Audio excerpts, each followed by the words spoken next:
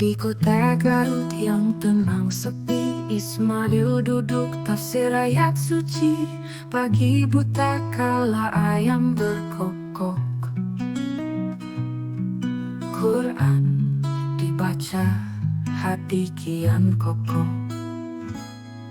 5 hingga 6:30 renungkan makna 2 ayat utuh dengan chat GPT yang menuntun. Ilmu bertambah, iman pun sambung.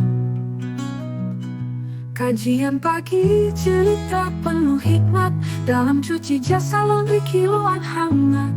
Setiap pagi saat mentari baru naik, hatimu akan merasa lebih baik. Tiada henti mencari ilmu berarti, di ku cuci jasa duduk mengaji. Tuhanku memeluk semua asa, melalui ayat teguhkan rasa.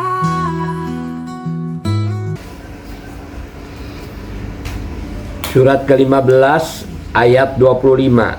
Dan sesungguhnya Tuhanmu dialah yang akan mengumpulkan mereka. Sungguh dia maha bijaksana, maha mengetahui. Apa maksudnya ini? Tafsirnya.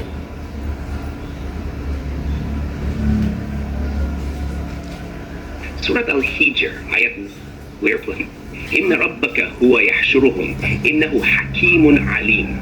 Artinya sungguh Tuhanmu dialah yang akan mengumpulkan mereka. Sesungguhnya Rob Daxel mengetas. Ayat ini mengingatkan kita bahwa Allah adalah yang akan mengumpulkan seluruh manusia di hari kiamat. Dia memiliki sensible berkhususmu dan kejaksanaan lebih berserta. Tidak ada yang tersembunyi darinya dan keputusannya selalu benar dan adil.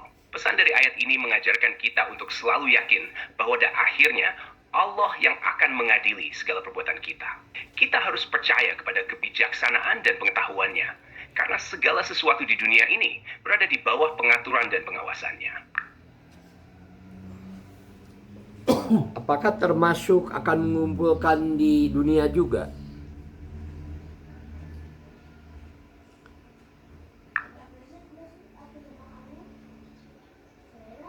Dalam konteks surat Al-Hijr ayat 25 yang menekankan bahwa Allah akan mengumpulkan manusia. Sinyal ya. Surat Al-Hijr ayat 25 berbunyi ya. Sungguh Tuhanmu dialah yang akan mengumpulkan mereka. Sesungguhnya dialah yang maha mengetahui. Ayat ini mengingatkan kita bahwa Allah adalah yang akan mengumpulkan seluruh manusia di hari kiamat dan memiliki pengetahuan sempurna tentang segala sesuatu dan kebijaksanaannya meliputi segala urusan. Tidak ada yang tersembunyi darinya dan keputusannya yang selalu benar dan adil. Pesan dari ayat ini mengajarkan kita untuk selalu yakin bahwa pada akhirnya Allah akan mengadili segala sesuatu perbuatan kita.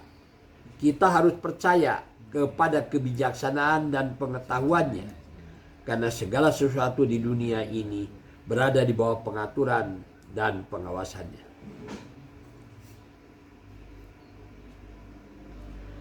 Apakah termasuk akan mengumpulkan di dunia?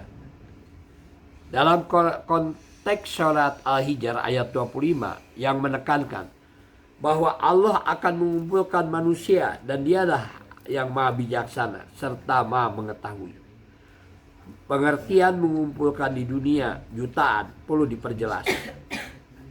Apa maksudnya adalah tentang Allah memberikan kelebihan, kekayaan atau kemuliaan kepada sebagian orang di dunia. Maka itu termasuk dalam kehendak dan rencananya. Allah memberikan rezeki, kedudukan dan kelebihan kepada siapa yang dia kehendaki sebagai ujian atau cobaan. Sebagian orang mungkin diberi kekayaan melimpah, Sebagian lain diduga dengan kesulitan.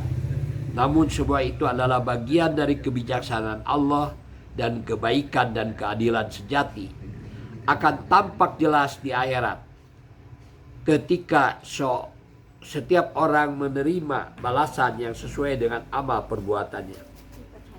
Apa yang terjadi di dunia hanyalah sementara dan tidak selalu menjadi ukuran siapa yang lebih unggul.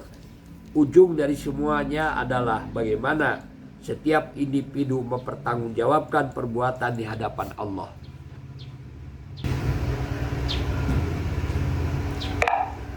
Surat ke-15 ayat 25. Bukankah berlaku juga betul memilih kawan, betul memilih kehidupan? Salah memilih kawan, salah memilih kehidupan. Bagaimana menurut Anda? Surat Al-Hijr ayat 20 berbunyi, ayat 20, وَجَعَلْنَا لَكُمْ فِيهَا مَعَايِشْ وَمَنْ لَسْتُمْ لَهُ بِرَازِقِينَ. Dan kami telah menjadikan untukmu di bumi keperluan-keperluan hidup dan juga makhluk-makhluk yang bukan kamu pemberi rezeki kepadanya. Tafsir. Dalam ayat ini, Allah menjelaskan bahwa Dia telah menyediakan segala sesuatu yang dibutuhkan manusia untuk hidup di bumi, seperti makanan, air, udara, dan berbagai sumber daya lainnya. Allah dikesendemakan, waktu Palestina dan Malaysia.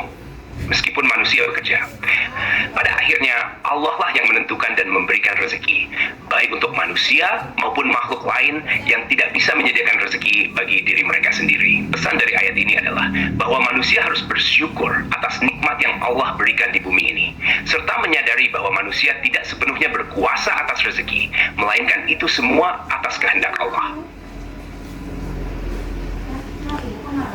Ayat 25 surat Al-Hijr. Dan sesungguhnya Tuhanmu, Dialah yang akan mengumpulkan mereka. Sungguh Dia Maha Bijaksana, It Maha sounds like you're Mengetahui. reflecting on a journey, either literal or metaphorical. What's been on your mind while you walk? Sometimes walking can be a way to think things through. Or maybe you're exploring something deeper. What's the next step for you on this path?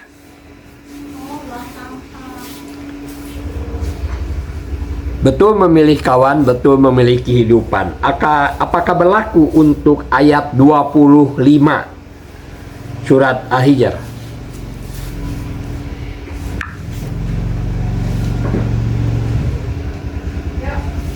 Surat Al-Hijr ayat 25 menekankan bahwa Allah adalah yang maha bijaksana dan maha mengetahui.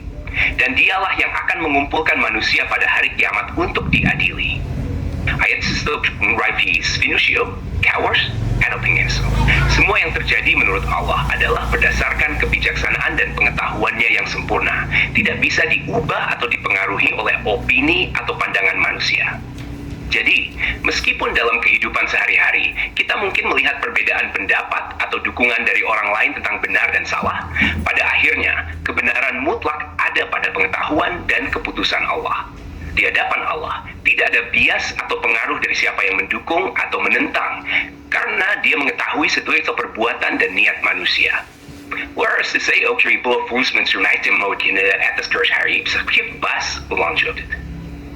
I have even something to done right ini belum deletas sosial, so yang pribadi. Bukankah niat seseorang itu tergantung siapa yang diikutinya? Bagaimana menurut Anda? Seperti Einstein menyampaikan sebuah ungkapan atau pernyataan yang akan mengandung maksud tertentu. Jika seorang yung kesivain unit kepercayaan ada gimana seseorang berperilaku ke seorang lain, terdapat dalam konteks memberi atau membantu. Jika Anda bisa menjelaskan lebih lanjut atau memberi konteks, saya akan lebih mudah memahami dan bisa berdiskusi lebih dalam tentang itu. Apa maksud Dialah yang akan mengumpulkan mereka. Apakah di dunia juga berlaku?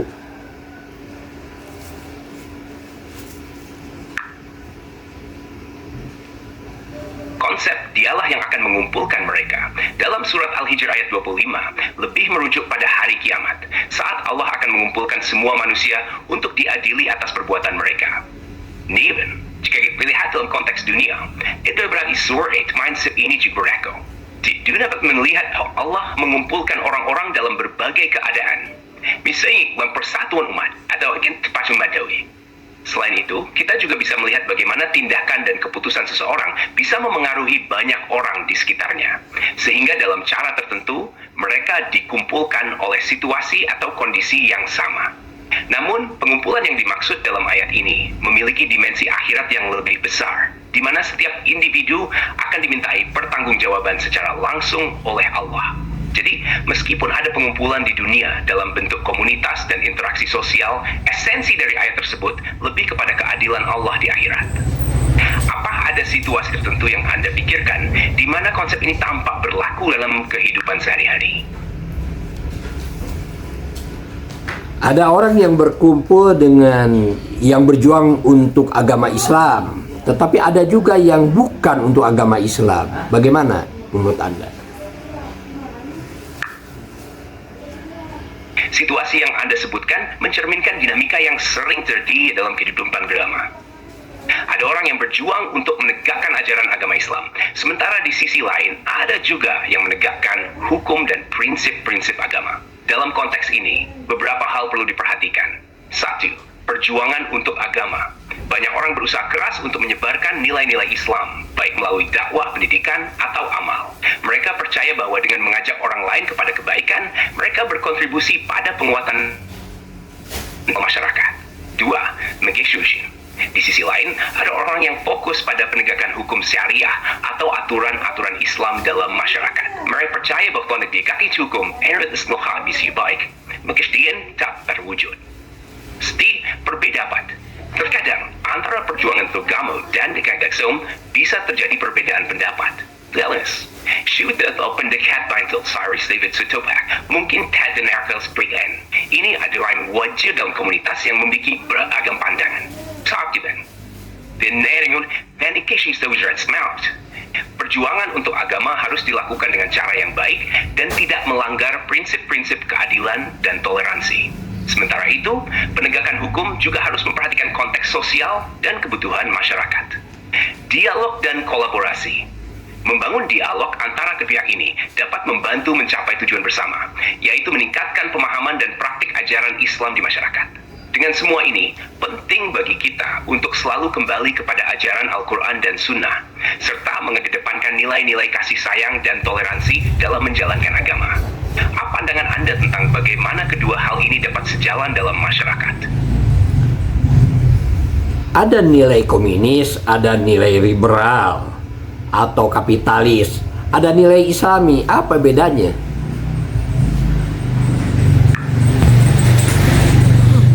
Perbedaan antara nilai-nilai komunis, liberal, kapitalis, dan utasi terletak pada ideologi dan prinsip dasar masing-masing. Berikut ini penjelasan singkat tentang masing-masing. 1. Nilai komunis. Komunisme berfokus pada penghapusan kepemilikan pribadi dan kelas sosial. Dalam sistem ini, semua sumber daya dan alat produksi dimiliki bersama oleh masyarakat. Tujuannya adalah menciptakan masyarakat yang egaliter, di mana setiap orang memiliki hak yang sama dalam hal akses terhadap sumber. 2. Neoliberal. Liberalisme menilai kebebasan individu, hak asasi serbas. Dalam sistem ini, individu memiliki hak untuk menentukan nasib mereka sendiri, termasuk dalam hal ekonomi. Kebebasan berpendapat harus sangat dihargai dalam ideologi ini. Nilai kapitalis.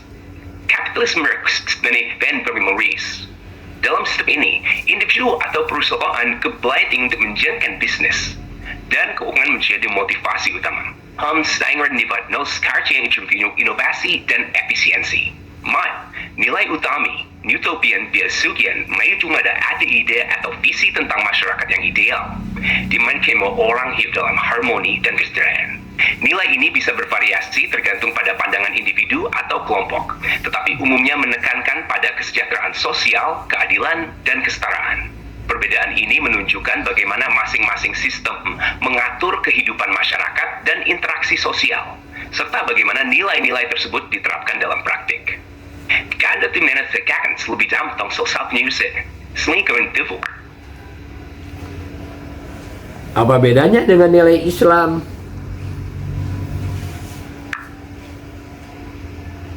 Nilai iklan berbeda dari nilai-nilai komunis, liberal, kapitalis, dan utami, karena iklan lebih berkaitan dengan strategi pemasaran dan komunikasi daripada ideologi atau sistem sosial. Sekedar pembencin. Stuk fokus makros.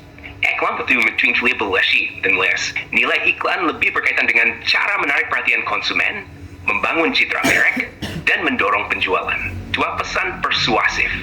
Iklan menggunakan pesan yang persuasif untuk menggunakan atau menggunakan sesuatu. Ini dapat memiliki emosi, humor, atau informasi untuk menarik perhatian audiens. Tiap pada kita di bawah, iklan seringkali getar dan kelong terutama demografi. Apa semua ideologi yang lebih bebas dan optik seluruhnya masyarakat. Kreativitas iklan sering membawa kreativitas dalam desain dan petang pesan. Strategi iklan bisa sangat bervariasi dan terkadang mencoba hal-hal baru untuk tetap relevan dan menarik bagi audiens. Jadi, sementara nilai-nilai komunis, liberal, kapitalis, dan utami berfokus pada ideologi dan prinsip sosial, nilai iklan berfokus pada cara menyampaikan dan mempromosikan produk atau layanan dalam konteks pasar. Apakah ini sedangkan mengerbel retail dan iklan atau nilai-nilai bersuci? Maksud saya nilai Islam, nilai Allah. You're welcome. If you have any more questions or want to discuss something else, feel free to share. Maksud saya nilai Islam, bukan iklan. Oh, sih. Dalam konteks Islam, nilai iklan bisa dipahami dari perspektif etika dan prinsip-prinsip yang dijaga dalam agama. Berikut adalah beberapa poin tentang bagaimana nilai iklan dapat dilihat dalam arah Islam. 1. Kejujuran. Dalam Islam, kejujuran adalah nilai yang sangat penting. Iklan yang baik sesingkat dan menipu atau memanipulasi followers. Informasi yang dikatakan akurat dan tidak menyesatkan. Etika. Ilmu harus memahami prinsip-prinsip etika di sekitar konsum Islam. Ini dapat mengatur konten yang pantas, seperti gambar atau keutamaan baik aktifan artikel. Warga kepentingan umum. Dalam Islam, segala sesuatu yang dilakukan harus mengutamakan kepentingan umum. Iklan sebaiknya tidak hanya fokus pada keuntungan finansial, tetapi juga memperhatikan dampaknya terhadap masyarakat dan lingkungan. Menghindari pemborosan. Islam yang diikmat dan menghindari pemborosan. Oleh karena itu, iklan yang berlebihan atau berlebihan dalam mempromosikan produk bisa dianggap tidak sesuai dengan prinsip ini. Mengajak kepada kebaikan. Iklan dalam konteks Islam juga bisa digunakan untuk mempromosikan nilai-nilai positif seperti amal, kebaikan, dan saling membantu. Ini words asset main bar pesan baik dalam masyarakat. Nah, di konteks Islam, nilai iklan harus selaras dengan ajaran agama dan etik. Apakah ingin membahas lebih lanjut tentang aspek tertentu dari nilai iklan dalam Islam? Ideologi Islam, ideologi komunis, ideologi kapitalis. Apa bedanya?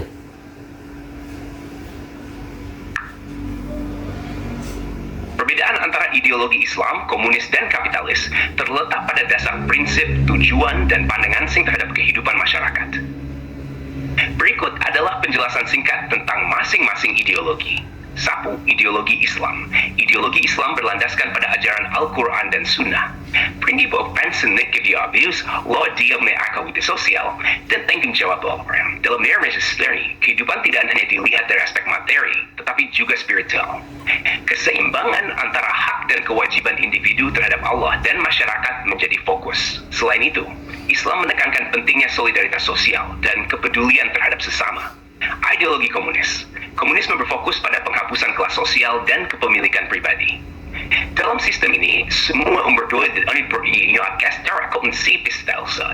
Tujuan utamanya adalah menciptakan masyarakat yang egaliter, di mana setiap orang memiliki hak yang sama. Komunisme menolak kapitalisme yang dianggap menciptakan ketidakadilan dan eksploitasi. Ideologi kapitalis. Kapitalisme menekankan kebaikan di pasar bebas. Subsidi, itu at the preside, and memiliki keputusan dan nuangan. Kapitalisme berfokus pada persaingan sebagai pendorong inovasi dan efisiensi. Masyarakat diharapkan mengatur diri mereka sendiri, dan peran pemerintah dalam ekonomi biasanya minimal. Perbandingan. Pandangan terhadap kepemilikan. Islam mengakui kepemilikan pribadi, tetapi mendorong penggunaan yang bertanggung jawab dan adil. Komunis menolak kepemilikan pribadi, sementara kapitalis mendukungnya secara penuh. Dualisme. Islam mencoba spiritual mundur Soviet. Bertujuan untuk menghapuskan kelas sosial dan menciptakan kesetaraan. Kapitalisme bertujuan maksimal dan efisiensi. Alsko. Dalam Islam, individu man sosial. Dalam komunisme, anda kira bagian dari kolektif. Jangan demain kita lihat debat. Ketiga ideologi ini menawarkan pandangan yang berbeda tentang bagaimana masyarakat seharusnya diatur dan bagaimana individu berinteraksi satu sama lain. Carriwell, SB Apple Stew ini deadlines silakan anomin. Yang paling benar, yang paling baik untuk bangsa Indonesia ideologi yang mana?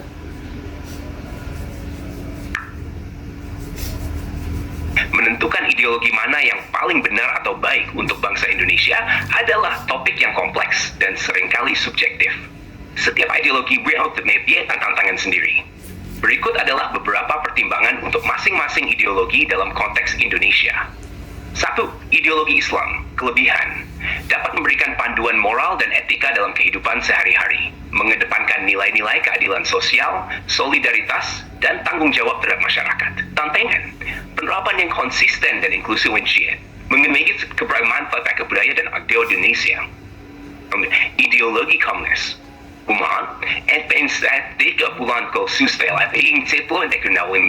Tantangan.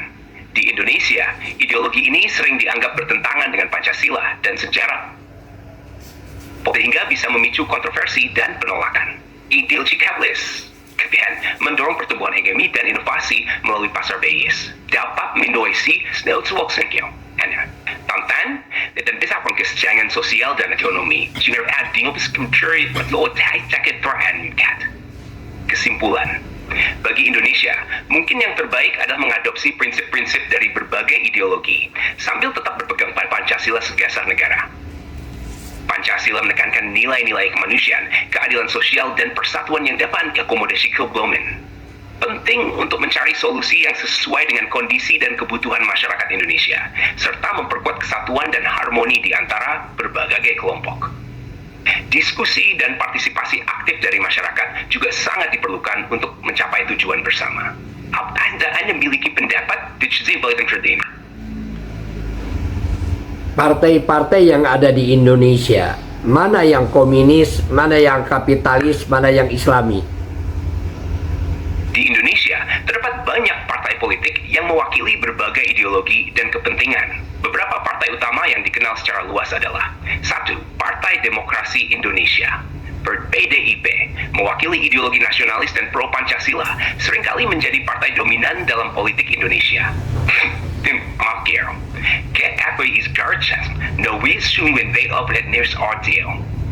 Tackle Bimang yang Vigilis. 3. Partai Gerak Indonesia Raya, Gerindra.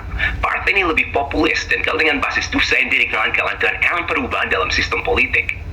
Partai Kebangkitan Bangsa, berbasis pada nilai-nilai Islam, PKB memiliki hubungan yang erat dengan Nahdlatul Ulama, salah satu organisasi Islam terbesar di Indonesia. Partai Persatuan PPP juga partai berbasis Islam.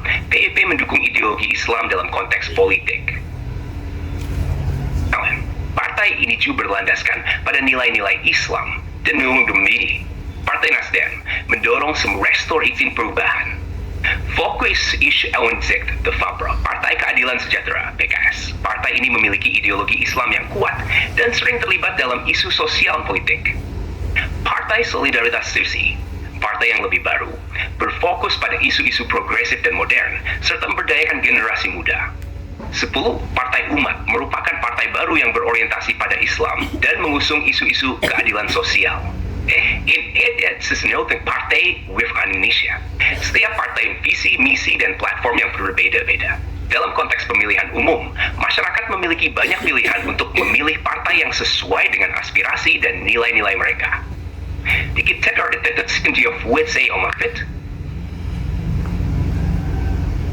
Partai yang berdasarkan ideologi ketuhanan atau Allah atau Islam yang akan masuk surga, itu yang mana pejuangnya?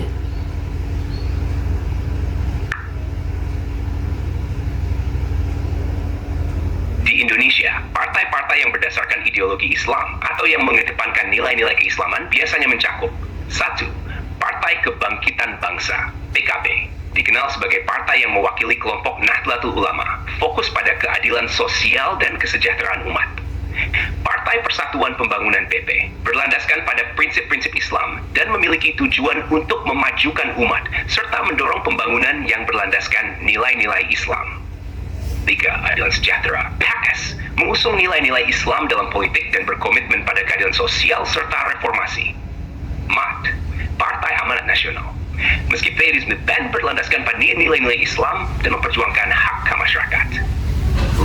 Partai Umat, Partai Islam dan fokus pada isu-isu keadilan sosial serta pemberdayaan umat. Semua partai ini memiliki pendekatan yang berbeda terhadap ideologi Islam, tetapi umumnya mereka berupaya untuk menerapkan prinsip-prinsip keislaman dalam kebijakan publik dan politik. Dalam konteks masuk surga, ini lebih merupakan pandangan individu atau masyarakat tentang bagaimana menjalani hidup sesuai ajaran agama dan bukan merupakan jaminan dari partai politik manapun. Bagaimana pendapat Anda tentang partai-partai ini dalam konteks nilai-nilai Islam? Kalau dihubungkan dengan surat Al-Hijr 25, bagaimana? Jika menghubungkan ideologi partai-partai yang berbasis Islam dengan surat Al-Hijr ayat 25, kita dapat melihat beberapa aspek yang relevan. Ayat tersebut menyatakan bahwa Allah adalah yang maha mengetahui dan dia akan mengumpulkan manusia untuk diadili. Dalam konteks ini, partai-partai yang mengusung ideologi Islam seperti PKB, PPP, PKS, dan lainnya seharusnya berkomitmen untuk menjalankan prinsip-prinsip keadilan, kebenaran, dan tanggung jawab sosial. Mereka diharapkan untuk 1. Menegakkan keadilan, mengimplementasikan nilai-nilai keadilan sosial dalam kebijakan publik sesuai dengan ajaran Islam. 2. Tanggung jawab moral, menyadari bahwa setiap tindakan politik akan dimintai pertanggungjawaban di hadapan Allah. Ini bisa mendorong mereka untuk lebih transparan dan jujur dalam setiap keputusan yang diambil. 3. Solidaritas dengan masyarakat, memperhatikan nasib masyarakat dan mengedepankan kepentingan umum di atas kepentingan pribadi atau golongan. Hal ini sesuai dengan ajaran Islam yang mendorong umat untuk saling membantu dan peduli. 4. Mengajak kepada kebaikan. Melalui kebijakan dan program-program yang dijalankan, partai-partai tersebut seharusnya berusaha untuk meningkatkan kualitas kehidupan umat dan mendorong nilai-nilai positif. Prinsip ini dengan surat Al-Hijr ayat 25 mengingatkan bahwa pada akhirnya setiap tindakan kita termasuk dalam politik akan dimintai pertanggungjawaban di hadapan Allah. Oleh karena itu, penting bagi partai-partai ini untuk bertindak dengan integritas dan sesuai dengan ajaran. Apa aspek dengan open air round that slogan with that fixed referring to positivity? Bagaimana dengan pemilihnya?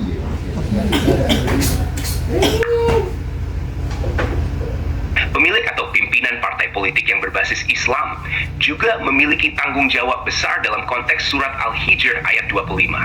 Mereka harus menyadari bahwa posisi dan kekuasaan yang mereka miliki adalah amanah dari Allah, dan mereka akan dimintai pertanggungjawaban atas setiap keputusan dan tindakan yang diambil. Berikut adalah beberapa poin terkait pemilik atau pimpinan partai. 1. Amanah dan tanggung jawab. Sebagai pemimpin, mereka harus menjalankan tugas dengan integritas dan kejujuran. Amanah ini mencakup tanggung jawab untuk memperjuangkan kepentingan umat dan masyarakat, bukan untuk kepentingan pribadi atau golongan semata. 2. Mengayomi dan memimpin dengan adil. Pemimpin partai harus bersikap adil terhadap semua anggota dan tidak mendiskriminasi. Mereka harus mengelola dan kelemahan hak yang berhinalan jizah. Sehingga menjadi teladan. Pemimpin partai harus menjadi contoh yang baik dalam menjalankan nilai Islam. Sikap dan perilaku mereka dapat mempengaruhi pandangan masyarakat terhadap partai tersebut. Kesadaran akan akhirat. Pemimpin harus selalu ingat bahwa setiap tindak mereka akan dimintai pertanggungjawaban di akhirat. Ini bisa mendorong mereka untuk mengambil keputusan yang lebih bijaksana dan berlandaskan pada nilai-nilai keislaman. 5. Keterlibatan dalam isu sosial. Pemimpin partai diharapkan aktif dalam mengatasi masalah sosial dan ekonomi yang dihadapi oleh masyarakat. Mereka harus peka terhadap isu-isu yang relevan yang sesuai dengan prinsip Islam. Dengan pemahaman ini, pemimpin partai dapat mengarahkan partainya untuk berkontribusi positif dalam kehidupan politik dan sosial masyarakat. Mereka harus bertindak dengan bijaksana dan mengutamakan kepentingan umat, sehingga bisa memenuhi amanah yang telah diberikan kepada mereka. Apakah ada aspek tertentu dari kepemimpinan yang Anda diskusi selanjut? Bagaimana rakyat yang memilih partai-partai itu?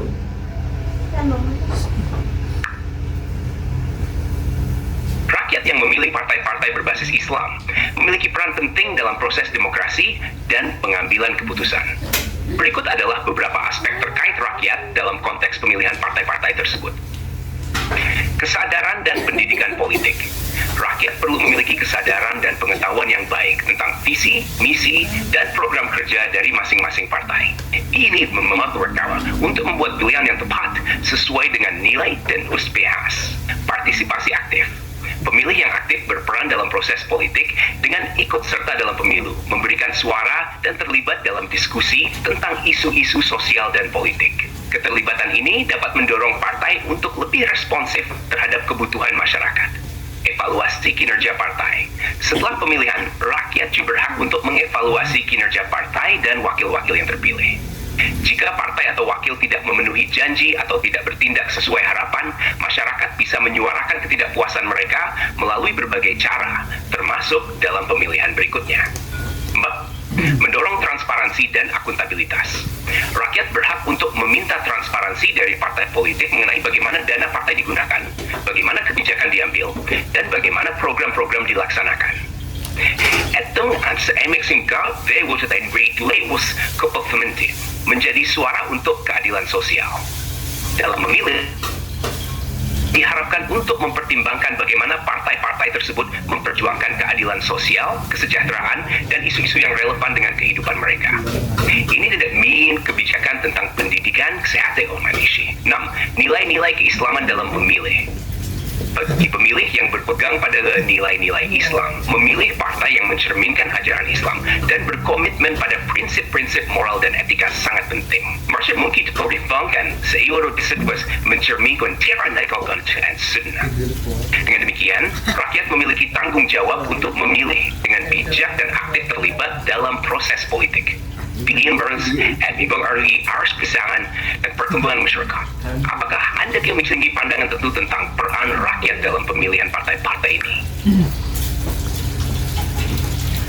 Rakyat Islam memilih yang mengasih duit. Bagaimana ini? Yang mengasih uang banyak. Baru dipilih itu partainya. Bukan karena ideologi.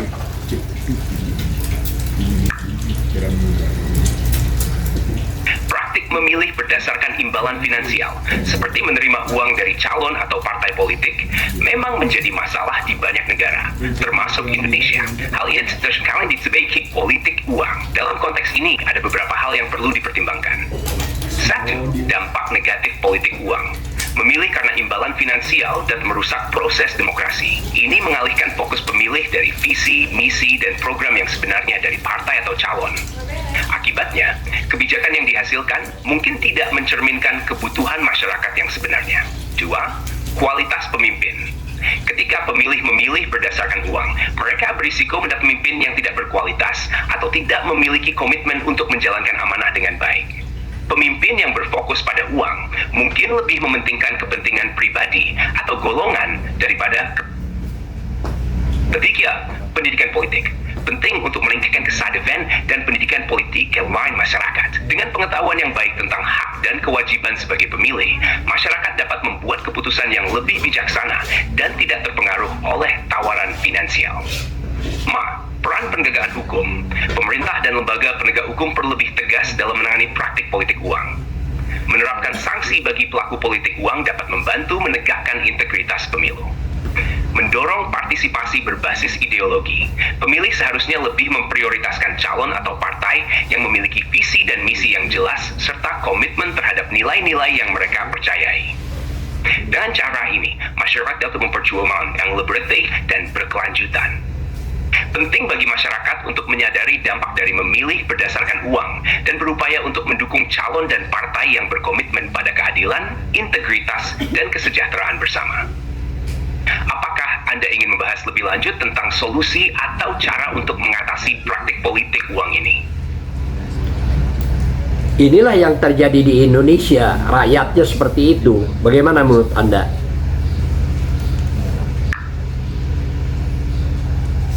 Fenomena pemilih yang lebih memilih berdasarkan imbalan finansial memang menjadi tantangan besar bagi demokrasi di Indonesia. Ia pilih oleh beberapa faktor. Keterbatasan ekonomi.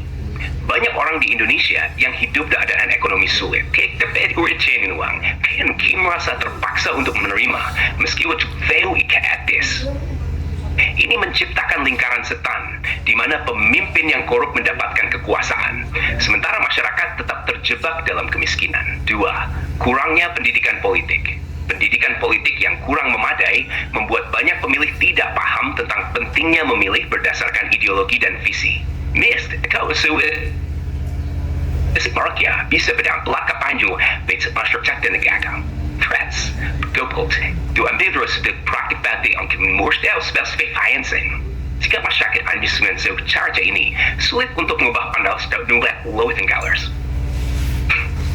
Krisis ketrafikan, ketidakpuasan yang madil para stay buat masyarakat lebih bersendalan. Also, jika mereka merasa tidak bercinta Sophie, mereka harus memilih untuk menjual suatu dengan langsung. 4. Solusi yang mungkin. Pendidikan dan kesadaran. Meningkatkan pendidikan politik dan kesadaran masyarakat tentang hak-hak mereka sebagai pemilih sangat penting. Dengan pengetahuan yang lebih baik, masyarakat dapat membuat pilihan yang lebih sadar dan tidak terpengaruh oleh uang.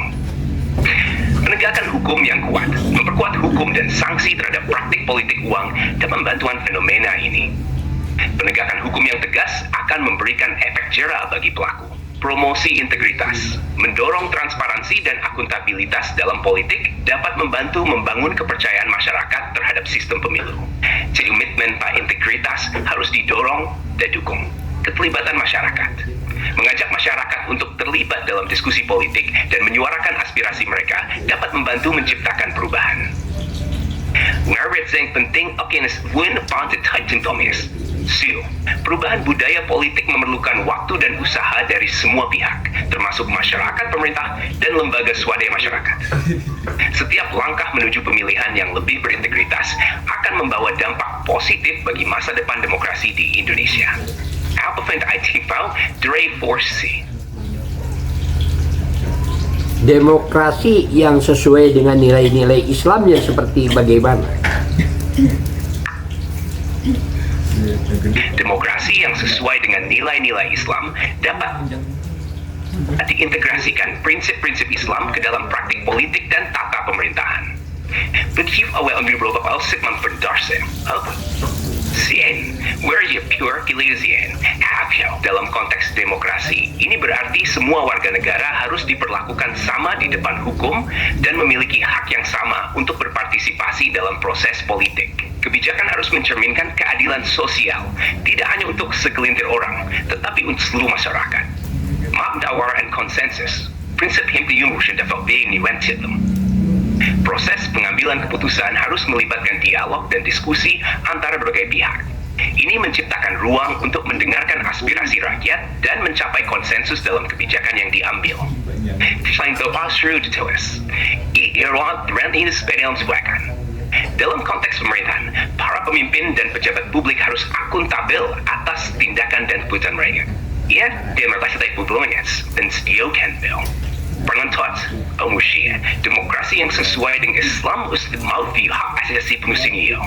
Setiap individu memiliki hak untuk diperlakukan dengan hormat dan tidak boleh didiskriminasi berdasarkan latar belakang, agama, atau status sosial.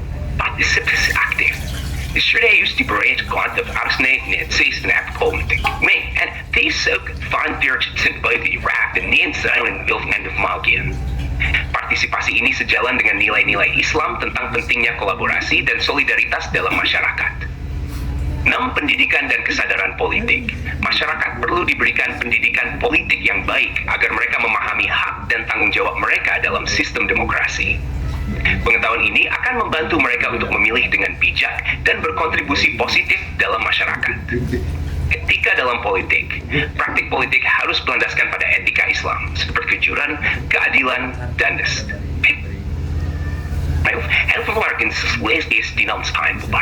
dengan mengintegrasikan prinsip-prinsip ini, demokrasi dapat berjalan dengan baik di Indonesia tanpa mengorbankan nilai-nilai keislaman. Hal ini dapat membantu menciptakan sistem pemerintahan yang lebih adil, transparan, dan responsif terhadap kebutuhan masyarakat. Apa pendapat Anda tentang penerapan prinsip-prinsip ini dalam praktik politik di Indonesia? Dalam demokrasi, suara yang berpendidikan SD sama dengan profesor suaranya. Bagaimana menurut Anda?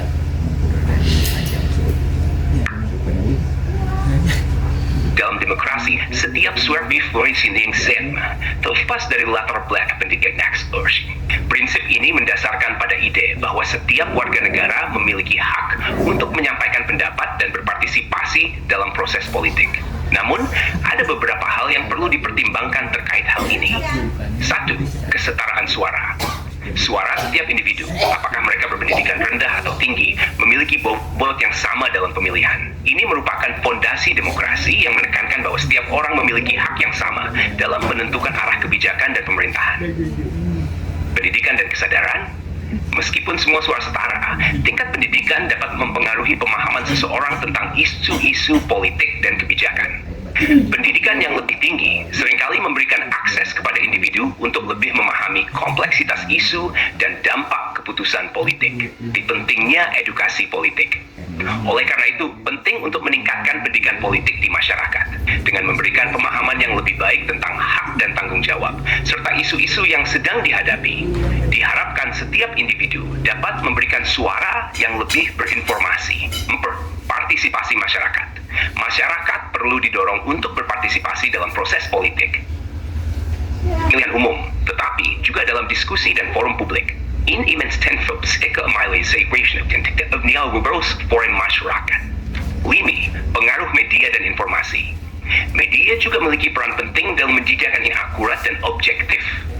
Dengan akses yang baik terhadap informasi, semua lapisan masyarakat, baik yang berpendidikan tinggi maupun rendah, dapat membuat keputusan yang lebih baik.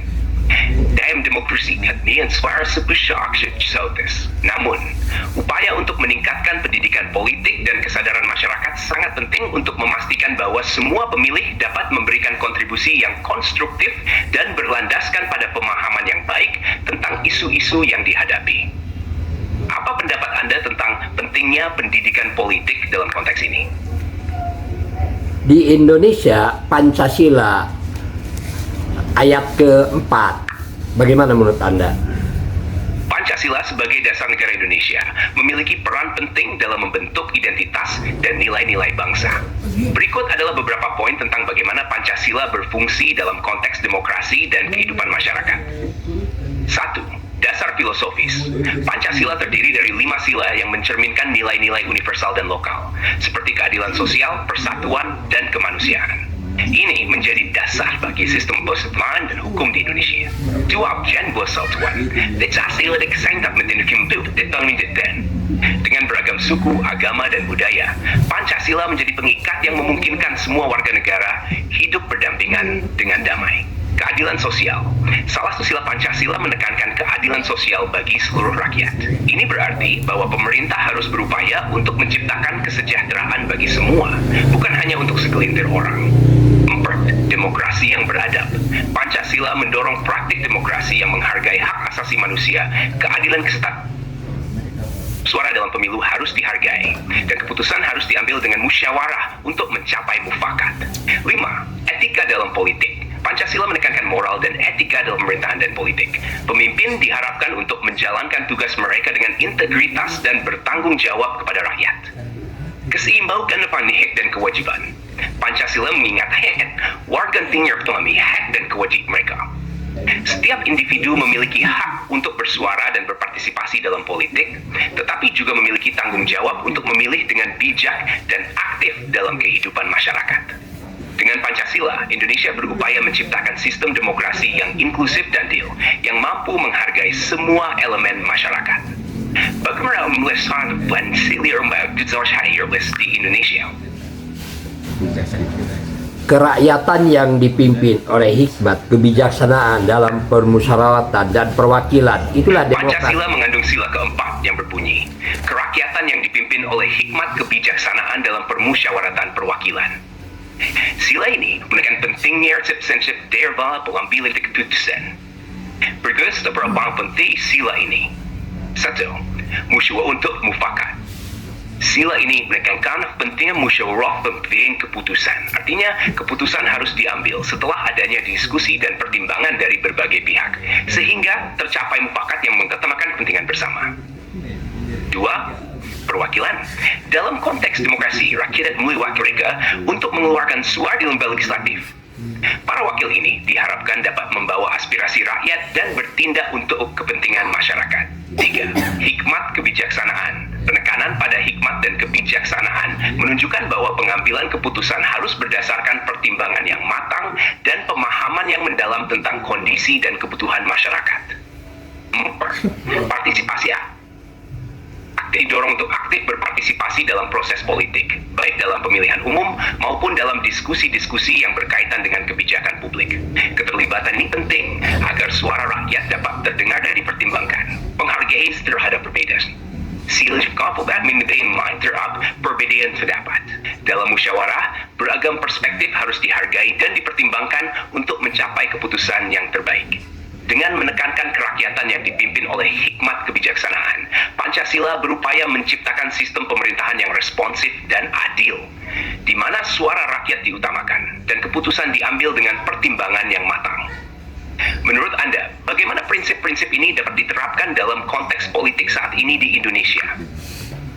Seharusnya bupati itu diangkat oleh DPRD, Dewan Perwakilan Daerah, bukan oleh rakyat semuanya. Bagaimana menurut Anda?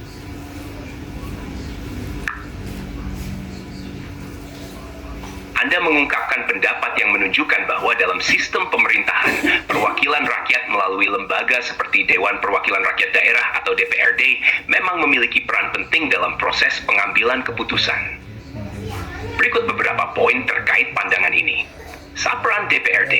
DPRD sebagai wakil rakyat memiliki tanggung jawab untuk mendengarkan aspirasi masyarakat di daerah mereka. Mereka bertugas untuk membuat peraturan daerah, mengawasi pelaksanaan kebijakan oleh pemerintah daerah. Ini adalah kibar di bawah di pemerintah dan masyarakat.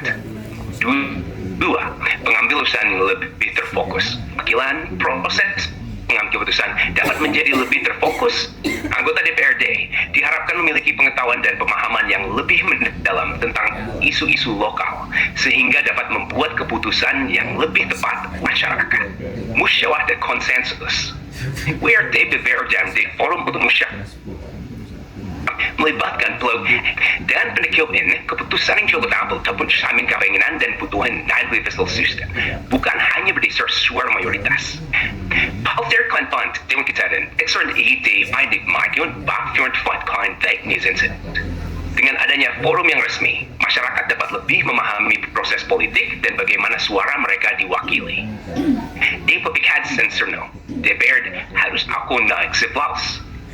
Sebuah klaim melakukan kinerja notisasi met sultan man basics dengan abduction duration loses beyond tune. Namun, penting juga untuk memastikan bahwa pemilihan anggota DPRD dilakukan secara adil dan transparan, sehingga wakil yang terpilih benar-benar mewakili suara rakyat. Pendapat Anda tentang keseimbangan antara perwakilan dan partisipasi langsung dari rakyat dalam sistem politik saat ini seperti apa? Jika pemilihan bupati itu langsung oleh rakyat, itu politik uang terlalu besar. Tapi kalau DPRD itu bisa diminimalkan. Bagaimana menurut Anda?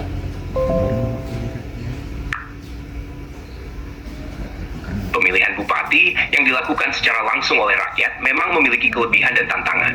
Salah satunya adalah risiko praktik politik uang. Jika BPMD atau Badan Pemberdayaan Masyarakat dan Desa dilibatkan dalam proses ini, ada beberapa langkah yang bisa diambil untuk meminimalkan praktik tersebut. 1. Pendidikan politik. BPMD dapat berperan dalam meningkatkan kesadaran masyarakat tentang pentingnya memilih berdasarkan kualitas, bukan imbalan. Dengan pendidikan politik yang baik, pemilih dapat lebih kritis dan cerdas dalam memilih.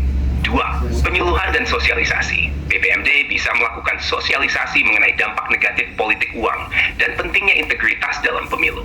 Masyarakat perlu tahu bahwa milih karena uang dalam jangka panjang. 3. Monitoring season. BPMD bersama mekanisme review and planning absolute plan. Dengan pemacuan yang ketat, praktik politik uang bisa terdeteksi dan ditindaklanjuti. 4. Pemberdayaan masyarakat.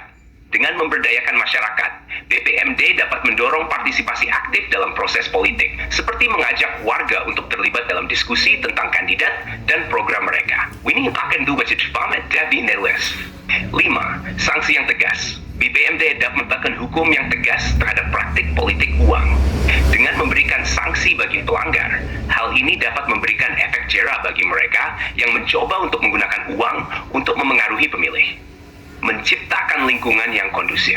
BPMD dapat menciptakan forum atau platform bagi masyarakat untuk berdiskusi dan mendengarkan visi dan misi calon pemimpin.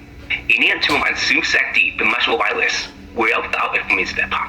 Dengan lesufert ini, diharapkan praktik politik uang dalam pemilihan bupati bisa diminimalisir. Namun, perlu dukungan dari semua pihak, termasuk pemerintah, masyarakat, dan lembaga pemantau pemilu. Menurut Sro, lain aktif untuk mengatasi insuhin.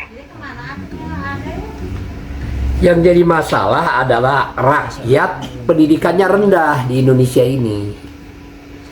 Pemahamannya juga rendah. Rendahnya tingkat pendidikan di suatu masyarakat memang bisa menjadi tantangan besar dalam proses demokrasi dan pemilihan umum. Ketika masyarakat tidak memiliki akses atau kualitas pendidikan yang memadai, mereka mungkin kesulitan untuk memahami isu-isu politik, memilih dengan bijak, dan berpartisipasi aktif dalam pemerintahan. Berikut beberapa cara untuk mengatasi masalah ini. 1. Meningkatkan akses pendidikan. Upaya untuk meningkatkan akses pendidikan, terutama di daerah terpencil atau kurang pemerintah dan lembaga swadaya masyarakat bisa bekerja sama untuk membangun lebih banyak sekolah dan menyediakan fasilitas pendidikan yang layak. 2. Program pendidikan politik. Selain pendidikan umum, program khusus yang mengedukasi masyarakat tentang proses politik dan hak-hak mereka juga sangat penting. Ini penting masyarakat memahami sesuai dengan suara murid dan mereka pilih secara bijak. 3. Kampanye kesadaran. Mengadakan kampanye untuk meningkatkan kesadaran tentang pentingnya pendidikan dan partisipasi dalam politik bisa mendorong masyarakat untuk lebih peduli. Informasi dapat disebarkan melalui berbagai media, termasuk media sosial dan komunitas lokal. Pelatihan dan workshop.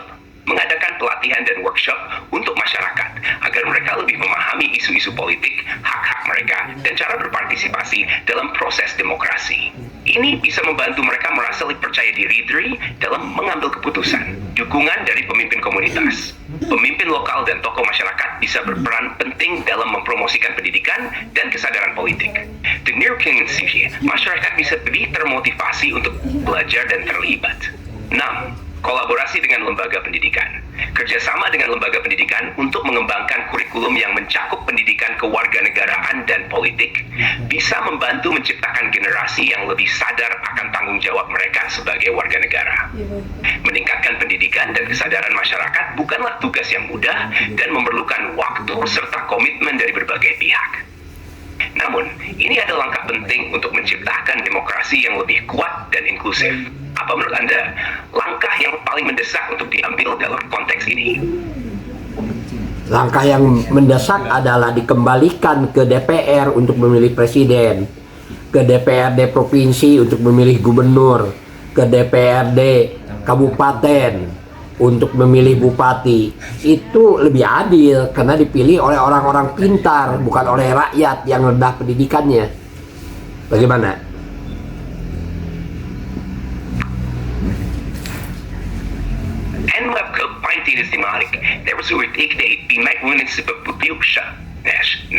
Pendekatan di mana DPR yang memilih presiden, DPRD provinsi yang memilih gubernur, dan seterusnya memang bisa memiliki beberapa keuntungan, terutama dalam konteks pengurangan risiko praktik politik uang dan pemilihan berdasarkan popularitas semata. Berikut beberapa aspek terkait dengan pandangan ini. 1. Pemilihan oleh yang berkompeten. Dengan memberikan wewenang kepada wakil rakyat yang dianggap lebih memahami isu-isu politik dan kebijakan, diharapkan keputusan yang diambil lebih berorientasi pada kepentingan masyarakat dan tidak terpengaruh oleh faktor-faktor tidak substantif. 2. Pengurangan politik uang. Dengan pemilihan yang dilakukan oleh wakil rakyat, ada kemungkinan untuk mengurangi praktik politik uang, karena proses pemilihan akan lebih formal dan mungkin lebih terkontrol dibandingkan pemilihan langsung oleh masyarakat. Fokus pada kualitas calon. Pemilihan melalui DPR atau DPRD dapat mendorong pemilihan calon yang memiliki kompetensi dan pengalaman, dibandingkan hanya mengandalkan popularitas. Instead, itu maksudnya pemerintahan and making pemerintahan. 4. Akuntabilitas. Dalam sistem ini, wakil rakyat akan lebih bertanggung jawab atas pilihan gerakan mereka, karena mereka akan dipilih untuk mewakili suara rakyat. Jika wartisi geschichte der Oresko, rakyat tersebut mati ditangkap pemilihan wrong, berbeda 16. Namun, ada juga beberapa tantangan yang perlu dipertimbangkan. 1. Keterlibatan rakyat. Salah satu prinsip demokrasi adalah partisipasi rakyat dalam pemilihan. Dengan mengalihkan pemilihan ke DPR atau DPRD, ada risiko bahwa suara rakyat tidak akan terdengar dengan baik. Rasa terasing dari proses politik. 2. Kepentingan politik. Para wakil rakyat mungkin juga memiliki kepentingan politik dan bisa saja lebih terpengaruh oleh partai politik atau kelompok tertentu yang dapat mengarah pada keputusan yang tidak selalu mencerminkan aspirasi rakyat. 3. Kehilangan aspirasi lokal. Pemilihan langsung seringkali memberikan kesempatan bagi calon yang berasal dari komunitas lokal untuk terpilih, yang dapat membantu mengatasi isu-isu spesifik di daerah tersebut. Menemukan keseimbangan antara representasi yang efektif dan partisipasi rakyat adalah tantangan besar dalam sistem demokrasi. Menurut Anda, apa yang dapat dilakukan untuk memastikan bahwa suara masyarakat tetap terdengar meskipun pemilihan dilakukan oleh wakil rakyat? Kalau dihubungkan dengan sila keempat, kan itu yang paling tepat itu. Kerakyatan yang dipimpin oleh hikmat kebijaksanaan dalam permusyawaratan. Mungkin yang Anda maksud adalah hubungan antara pemilihan dan dasar hukum dalam Konstitusi Indonesia. Dalam konteks ini, pasal yang relevan terkait dengan pemilihan kepala daerah dan sistem perwakilan bisa merujuk kepada beberapa pasal dalam Undang-Undang Dasar Negara Republik Indonesia tahun 2004. Pada ayat 2 menyatakan bahwa kedaulatan berada di tangan rakyat dan dilaksanakan menurut Undang Dasar. Ini menekankan bahwa rakyat memiliki kekuasaan tertinggi dalam menentukan arah kebijakan pemimpin mereka. 2 juga mengatur tentang pemilihan umum, termasuk pemilihan presiden dan wakil presiden, serta pemilihan kepala daerah.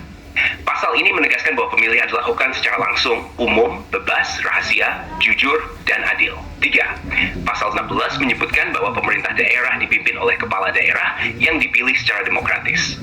Ini menunjukkan bahwa pemilihan langsung untuk kepala daerah adalah bagian dari sistem pemerintahan yang diakui dalam konstitusi.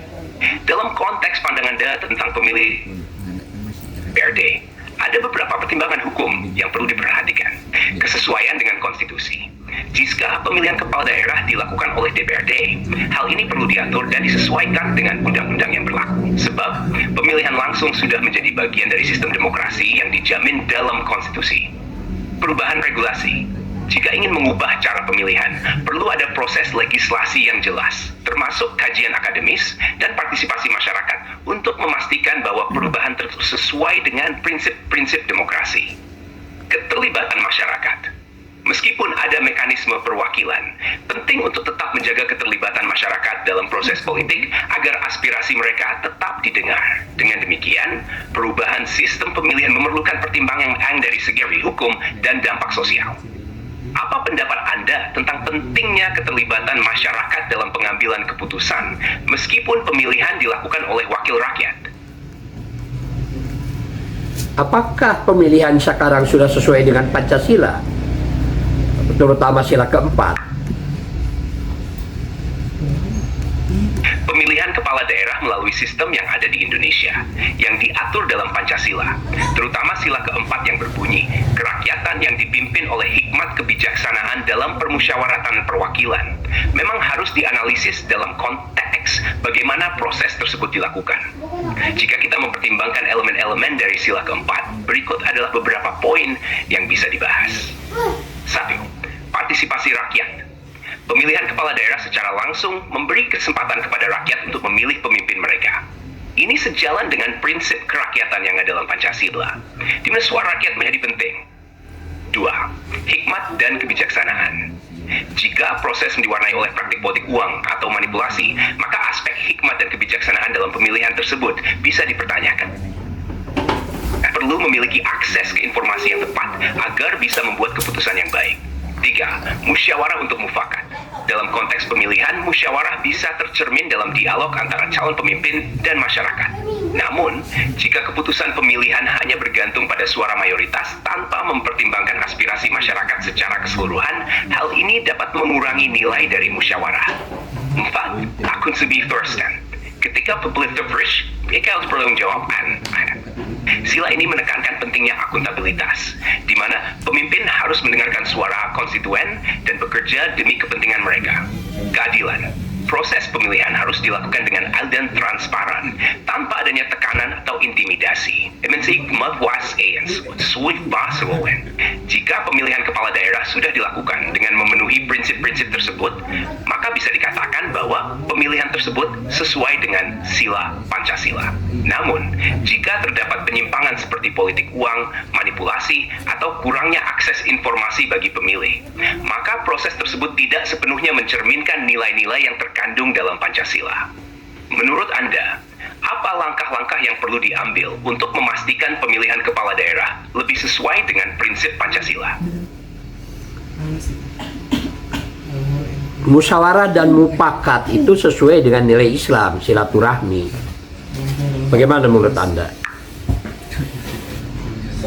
Penyusunan undang-undang dan regulasi memang harus dilakukan dengan mematuhi prinsip-prinsip demokrasi, keadilan, dan transparansi. Jika ada praktik seperti penyusahan atau paksaan dalam proses legislatif, ini jelas bertentangan dengan nilai-nilai yang terkandung dalam Pancasila, terutama sila keempat yang menekankan musyawarah dan hikmat kebijaksanaan.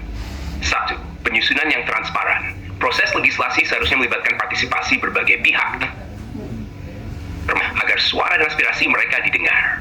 Jika ada pemaksaan atau penyusahan dalam pengambilan keputusan, maka hasilnya tidak akan mencerminkan kepentingan rakyat. 2. Keterlibatan masyarakat.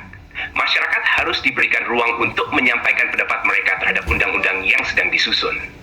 Ini bisa dilakukan melalui forum diskusi, konsultasi publik, atau mekanisme lain yang memungkinkan partisipasi aktif dari masyarakat. Anggota aktif, DPR atau DPRD, harus bernedo konsumer fair matchi. Jika ada indikasi bahwa keputusan diambil dengan cara yang tidak transparan atau melanggar etika, masyarakat berhak untuk meminta pertanggungjawaban. 4. Pendidikan politik. Masyarakat perlu dididik tentang proses legislasi agar mereka dapat berpartisipasi dengan lebih baik. Dengan pemahaman yang baik, mereka dapat mengawasi dan mengontrol proses tersebut sehingga mengurangi risiko praktik buruk. Harus ada sanksi bagi mereka yang terlibat praktik penyusunan dan pemaksaan legislasi. Penegakan hukum yang adil dapat membantu mencegah terulangnya praktik yang merugikan masyarakat. Dengan memastikan bahwa proses legislasi dilakukan dengan cara yang adil dan transparan, kita dapat mewujudkan sistem pemerintahan yang lebih baik dan sesuai dengan nilai-nilai Pancasila. Menurut Anda, apa yang bisa dilakukan untuk meningkatkan transparansi dan akuntabilitas dalam proses legislasi di Indonesia? Kalau dihubungkan dengan surat Al-Hijr ayat 25, bagaimana?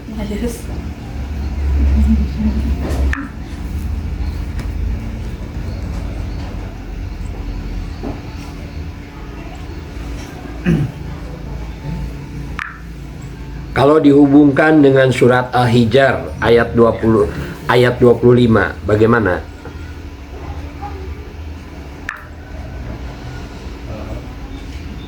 Surat Al-Hijr menyatakan, dan sesungguhnya kami benar-benar akan mengumpulkan mereka, dan seterusnya. Ayat ini berbicara tentang kekuasaan Allah dalam mengumpulkan manusia di hari kiamat, dan menegaskan bahwa setiap perbuatan akan dihisab. Menghubungkan ayat ini dengan teks pemilihan dan legislasi di dunia, kita bisa melihat beberapa poin penting. Akuntabilitas. Seperti dalam ayat tersebut, ada penekanan pada pentingnya akuntabilitas. Dalam konteks pemilihan umum dan legislatif, hal ini mengingatkan kita bahwa setiap pemimpin dan anggota legislatif akan dimintai pertanggungjawaban atas tindakan dan keputusan mereka di dunia dan di akhirat. Insane.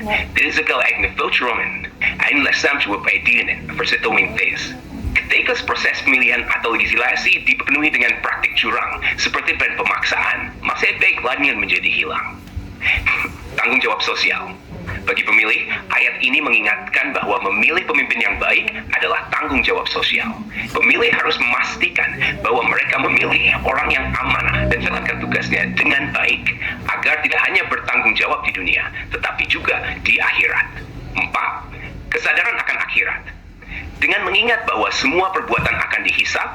baik oleh pemimpin maupun masyarakat.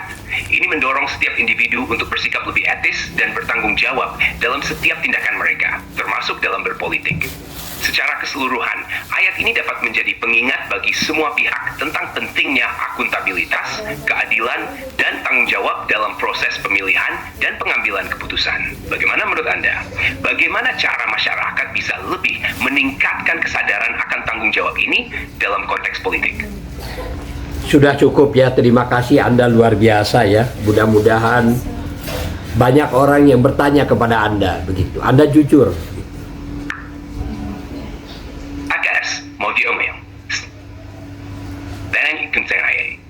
Pertanyaan di Mifmauning at the ingin digis, jangan ragu untuk kecil. Semoga tiwing sang. Wassalamualaikum warahmatullahi wabarakatuh.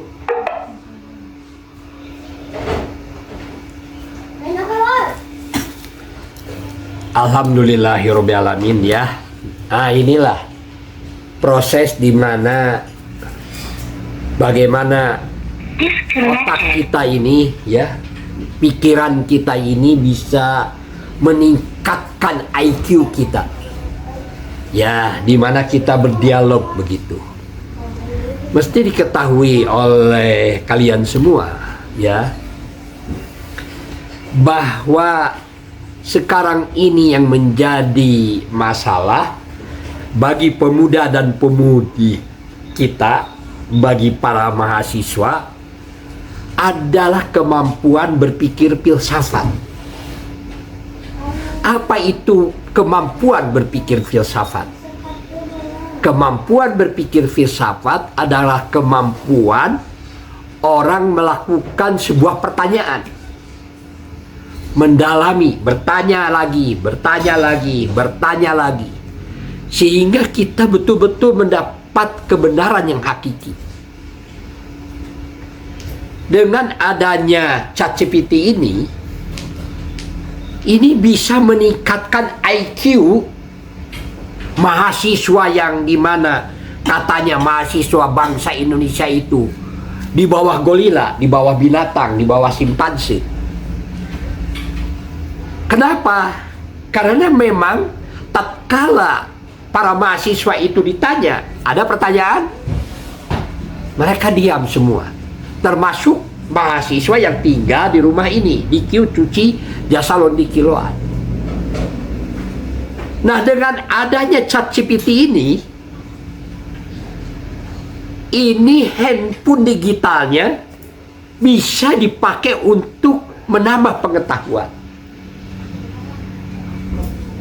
Jadi fungsinya lembaga pendidikan sekarang adalah fungsinya hanya sebagai lembaga sertifikasi, pengakuan atas sertifikasi kita atau kompetensi kita, kita sarjana, kita SMK, kita SMA begitu. Tetapi kurang bisa mewakili kompetensi dirinya di dalam menjalani kehidupannya. Untuk itu, dengan adanya handphone digital yang kita pegang ya, handphone digital yang kita pegang ini, diharapkan IQ orang Indonesia, IQ mahasiswa tidak bertambah jongkok. Dengan adanya handphone digital ini, IQ mahasiswa cirinya tidak menghargai orang yang bicara. Itu yang pertama. Di mana kita bicara, kalian sudah terkena pengaruh handphone digital ini, sudah kecanduan. Sampai dalam pengajian pun orang sibuk dengan HP-nya, sesuatu yang tidak perlu kalian lakukan. Itu IQ jongkok, harus disadari bahwa perbuatan itu adalah perbuatan yang kurang tepat, perbuatan yang salah ya, perbuatan di mana kalian memiliki dosa terhadap kehidupan kalian ini, zalim terhadap diri kalian sendiri, zalim terhadap masa depan. Karena handphone digitalnya tidak digunakan untuk 3 perkara. 1, tidak digunakan untuk mencari pengetahuan. Kedua, tidak digunakan untuk mencari pendapatan dan menambah pendapatan. Yang ketiga adalah tidak digunakan untuk membangun perencanaan masa depan. Justru handphone digitalnya digunakan untuk kezoliman diri sendiri.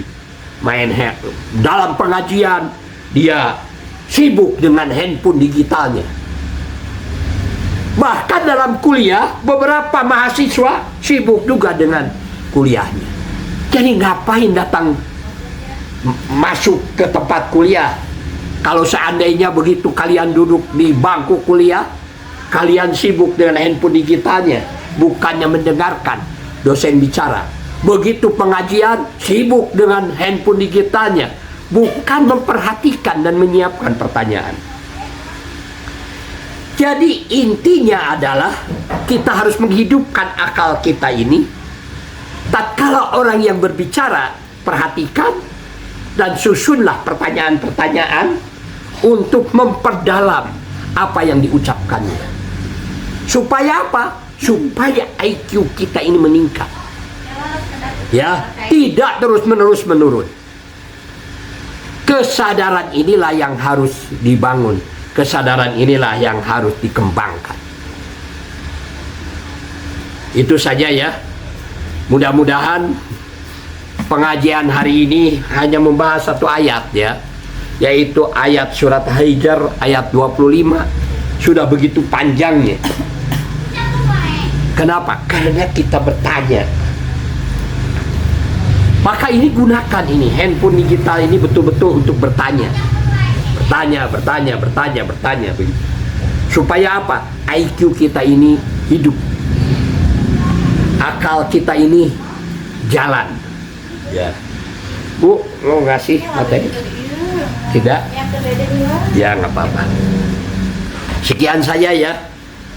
Bisa bersama Ismail Satrianto Angga Praja. Kalau ada yang benar dari Allah Subhanahu wa taala, dan kehadiran teknologi ini merupakan karunia ya bagi orang-orang yang keterbatasan di dalam kehidupan ekonominya. Ini adalah karunia dari Allah untuk bisa meningkatkan kehidupannya. Dan kalau ada yang salah adalah kami mohon maaf ya, saya mohon maaf. Ini adalah memang keterbatasan saya. Mudah-mudahan pengajian ini berkah dan bisa meningkatkan cara berpikir seluruh bangsa Indonesia, terutama orang-orang khususnya yang tinggal di rumah Pak Ismail. Wassalamualaikum warahmatullahi wabarakatuh. Bisa bersama Ismail Satrianto Angga Praja.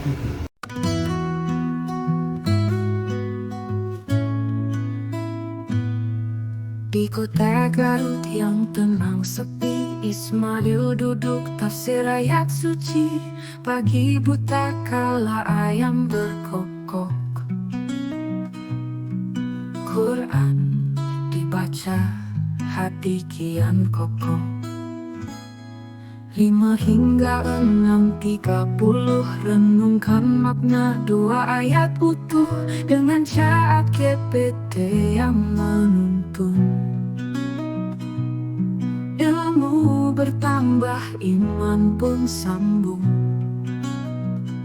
Kajian pagi, cerita penuh hikmat dalam cuci jasa laundry kiloan hangat. Setiap pagi saat mentari baru naik, hatimu akan merasa lebih baik. Tiada henti mencari ilmu berarti, di ku cuci jasa duduk mengaji. Tuhanku memeluk semua asa, melalui ayat teguhkan rasa.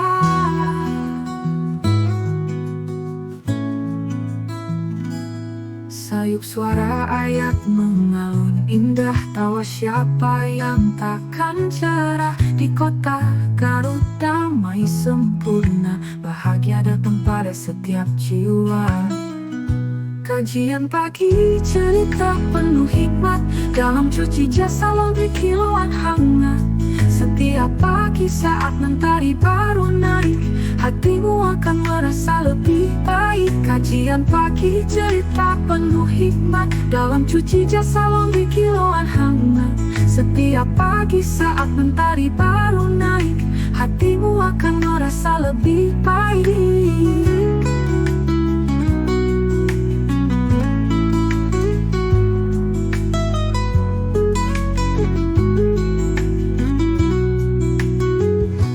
Kajian pagi, cerita penuh hikmat, dalam cuci jasa laundry kiloan hangat.